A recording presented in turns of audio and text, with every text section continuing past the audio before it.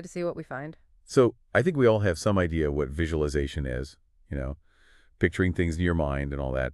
But is it really more than just daydreaming? Right. What is it that makes it so powerful? I mean, we hear about athletes using it, artists, entrepreneurs, people who are really achieving some pretty big things. Yeah, that's the question, isn't it? And one thing that really comes out in the material here is that it's not just daydreaming. Visualization is about engaging all your senses. It's got to be vivid, detailed. You shouldn't just be seeing it. You should be feeling it, hearing it, almost like you're stepping right into that mental picture. Interesting. So it's a lot more active than just letting your mind wander. Exactly. And that's where the power comes in. What's really fascinating is what neuroscience is showing us about this. When we visualize, our brains are actually firing up the same neural pathways as if we were physically doing the action. It's like mental rehearsal. So you're telling me my brain doesn't necessarily know the difference between me actually running a marathon and just vividly imagining it? In a way, no. It all comes down to neuroplasticity, the brain's ability to change and adapt. So when we repeatedly visualize something, those neural pathways get stronger, and it makes the desired outcome more likely. It's like we're building a mental muscle for success. Okay, that's pretty cool. But does it really translate into real-world results? I mean, can I really just picture myself giving a winning presentation and then actually nail it when I'm in the boardroom? Well, there's actually a lot of research and anecdotal evidence to support that. The Mind Mastery podcast gave the example of Michael Phelps, using visualization to prepare for his Olympic races. He would meticulously picture every stroke, every turn, and well, we all know how that turned out. Yeah, 28 Olympic medals, that's pretty impressive. But visualization isn't just for elite athletes, is it? Not at all. This Mind Mastery podcast really dives into how it can apply to pretty much any area of life. For example, they talk about how visualizing your goals as already achieved can significantly boost your motivation and commitment. Okay, I could see how that would work. If your brain thinks it's already happened, it wouldn't need as much convincing to get started. Is there a psychological principle behind that? Absolutely. There's something called the endowment effect, which suggests that we value things we own, even mentally, more highly. So by visualizing ourselves already possessing the goal, we subconsciously value it more, and we're more driven to achieve it. I like that. So it's not just about seeing the goal, but about feeling a sense of ownership over it. Exactly. And speaking of feeling, visualization can also be a powerful tool for stress reduction. Just imagine a peaceful scene, like a quiet beach or a lush forest. Visualizing these calming images can have a similar effect to meditation, helping to lower those stress levels. So it's like a mental escape route that you can access any time. I could definitely use that someday. Exactly. And then there's also the benefit of improved memory. The source material points out that visualizing information can actually help encode it into long-term memory, which could be helpful for anything, like studying, learning a new language, or even just remembering where you parked your car. Huh. So instead of making a mental note, I should be making a mental picture. That's interesting. What about something? More unexpected. Are there any surprising benefits mentioned? Well, one that you might not expect is pain management. There's some research suggesting that guided visualization can help manage chronic pain by shifting the mind's focus away from the pain. Wow, that's really powerful. Okay, I'm starting to see the potential here. But now I need to know how to actually do this effectively. How do I become a visualization pro? Well, that's the million-dollar question, isn't it? The Mind Mastery podcast actually goes into some interesting techniques. But before we get into the how-to, I think it's worth exploring the why a bit further. Okay, you're right. We've talked about the science behind it, but I'm still curious to understand how simply picturing something in my mind can actually lead to tangible results in the real world. Yeah, it all boils down to the incredible power of our brains.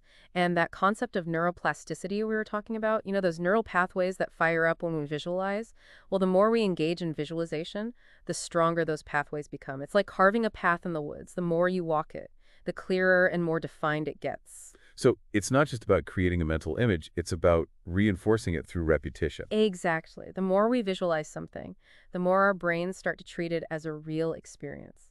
And that can have a profound impact on our beliefs, our behaviors, and ultimately our outcomes. It's like we're priming our minds for success. So if I consistently visualize myself confidently delivering that presentation, my brain might start to believe that it's already happened, making me less nervous and more likely to perform well. Precisely. And here's another fascinating piece of the puzzle. Emotions.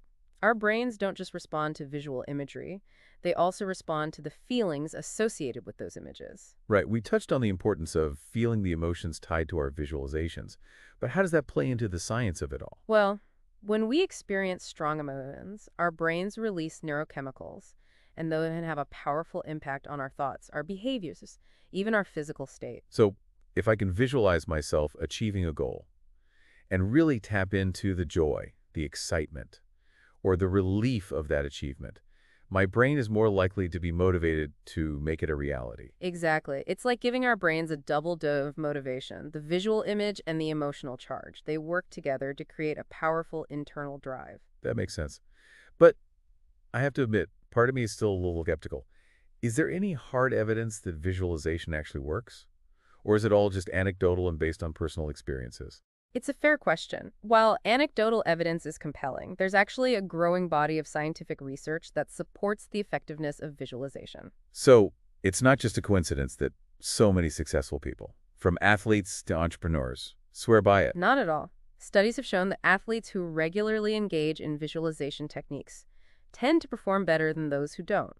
And it's not limited to athletics either. Research has also shown that visualization can be effective for improving performance in things like music, public speaking, even surgery. Wow. The applications are much broader than I initially thought. It seems like visualization could be a valuable tool for anyone looking to improve their skills or achieve their goals. Absolutely. And the best part is, it's a skill that anyone can learn and develop with practice. The more we engage in visualization, the better we become at creating those vivid, detailed mental images and harnessing the power of our emotions. So, how do we start incorporating this into our daily lives? Are there any specific techniques or tips that can help us make the most of visualization? That's a great question, and it's one that the Mind Mastery podcast addresses directly. They actually outline a step-by-step process for effective visualization. But I think we should unpack that after a quick break. Sounds good to me. We'll be right back with more on the deep dive and how you can start visualizing like a pro. Welcome back to the deep dive. So, ready to dive back into visualization? Definitely. You know, it's funny. Before we started this deep dive, I thought visualization was just something athletes did to like psych themselves up before a big game. But it seems like it's much more nuanced than that and applicable to everyday life. It really is. And this Mind Mastery podcast does a good job of kind of laying out a process that anyone can use. They start by talking about carving out time for visualization, like actually finding a quiet space and dedicating, at least 5 to 10 minutes each day to practice. Treat it like a meeting with your most important client, yourself. Exactly. Minimize distractions, get comfortable. The podcast host even suggests some relaxation techniques like, deep breathing exercises, just to help clear the mind and create a more receptive state. Okay, so I'm relaxed. I'm in my quiet space. What's next? Do I just start picturing things? Well, that's the heart of it. But the Mind Mastery podcast really emphasizes making that mental picture as vivid and as real as possible. Imagine your goal as if it's already happened. Don't just observe yourself achieving it. Really step into that scene. Feel the emotions. Engage all your senses. So, if I'm visualizing myself giving that presentation, I shouldn't just see myself standing there. I should feel the confidence in my posture.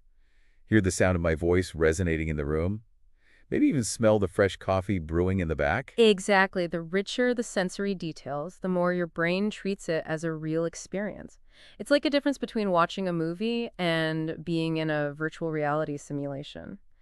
The Mind Mastery podcast really encourages you to get creative, experiment with different perspectives, zoom in on details, really let your imagination run wild. It sounds almost like plain make-believe, but with a purpose. It makes sense, though. The more real it feels, the more powerful the impact. So we've been talking a lot about emotions. How do I make sure I'm truly tapping into those during my visualization? Well, the source material gives some good advice on this. One suggestion is to really focus on the physical sensations. How does your body feel when you achieve that goal? Do you feel a surge of energy, a sense of relief, maybe a warmth in your chest? Really try to amplify those feelings in your visualization. So it's not just about seeing it and hearing it. It's about feeling it in your body, too. That's fascinating. Yeah, it's like giving your brain multiple layers of evidence to convince it that this desired future is real. Okay, this has been a really insightful deep dive. I feel like I have a whole new perspective on visualization. Any final words of wisdom from the Mind Mastery experts or from you? Well, I think the biggest takeaway is that visualization isn't a magic bullet. It's a skill. that takes practice and refinement. So don't get discouraged if you don't see results overnight. And just as important as the visualization itself is taking action in the real world to make those visualized goals a reality. So it's a partnership between the mind and body, the vision and the action. Exactly. The mind can create the blueprint, but the body needs to build it. I love that. Well, thank you for guiding us through this deep dive into the world of visualization. I think we all have a lot to think about and even more to practice. It's been a pleasure. Now go out there and start visualizing. That's it for this episode of The Deep Dive. We hope you've enjoyed exploring the power of visualization with us. Until next time, keep diving deep. Welcome back to The Deep Dive. So, we left off talking about how to actually, make visualization work for us. Right. And the Mind Mastery podcast actually does a pretty good job of, walking us through it. Yeah, they actually give us like a step-by-step process for effective visualization. Right. So, where do we even start? Well, they start by saying, make sure you have a clear intention. What are you visualizing for? What's the goal? Once you have that, then you can start to create the visualization itself. Okay, so that makes sense. You got to know what you're aiming for. Exactly. And then what? Well, then, like we were saying before the break, it's all about making that visualization as vivid and detailed as possible. Really engage all your senses. See it, hear it, feel it, even smell it if you can. So, like if I'm visualizing myself giving a presentation, Right. I shouldn't just see myself standing there. I should imagine what it feels like to stand there confidently. Exactly. Hear the murmurs of the audience. Even smell the fresh coffee brewing in the back of the room. Yeah, exactly. The more real you can make it, the more your brain will buy into it. And that's what we want, right? We want to convince our brains that this is already happening. Exactly. So it becomes more likely to actually happen. Right. And we were talking about the importance of emotion before the break. Right. So how do I, really make sure I'm feeling those emotions during my visualization? Well, the podcast suggests really focusing on the physical sensations. How does your body feel when you achieve that goal? Do you feel a surge of energy, a sense of relief, maybe a warmth in your chest? Try to amplify those feelings in your visualization. So it's not just about thinking it, it's about feeling it. Exactly. Wow, this has been a really eye-opening deep dive. I feel like I have a whole new understanding of visualization. Me too. Any final thoughts before we wrap things up? Well, I think the most important thing to remember is that visualization is a skill. And like any skill, it takes practice. Right. So don't get discouraged if you don't see results right away. Just keep practicing. And don't forget, visualization is just one piece of the puzzle. Right. You still need to take action in the real world to make those visualized goals a reality. So it's a combination of mind and body, Yeah, vision and action. exactly. Well, thank you for joining us on this deep dive into visualization. My pleasure. I think we all have a lot to think about and even more to practice. So until next time, keep diving deep.